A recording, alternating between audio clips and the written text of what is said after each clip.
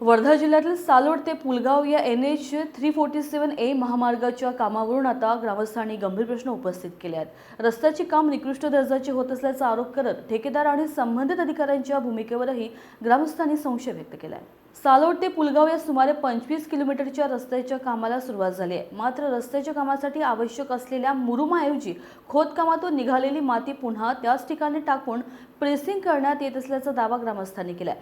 ठेकेदाराने हे काम मंजूर किमतीपेक्षा सुमारे 50% कमी दरात घेतल्याची चर्चा परिसरात असून त्यामुळे कामाच्या दर्जाबाबत नागरिकांमध्ये संभ्रम निर्माण झालाय। मात्र या आरोपांवर संबंधित ठेकेदाराची अधिकृत भूमिका अद्याप समोर आलेली नाहीये। दरम्यान संबंधित अधिकाऱ्यांकडे याबाबत विचारणा केली असता रस्त्यालगतची माती योग्य दर्जाची असल्याचे आणि तिची प्रयोगशाळेत तपासणी करण्यात आल्याचे सांगण्यात आल्याचा ग्रामस्थांचा दावा आहे। यामुळे ठेकेदार आणि अधिकाऱ्यांमध्ये संगनमत असल्याचा संशय ग्रामस्थांनी व्यक्त केला।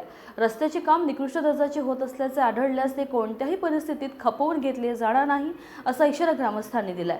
गरज पडल्यास रस्त्याचे काम बंद पाडण्याचा इशाराही गावकऱ्यांनी दिलाय। न्यूज एक्सप्रेस करिता वर्धा जिल्हा प्रतिनिधी संतोष देशमुख यांची रिपोर्ट।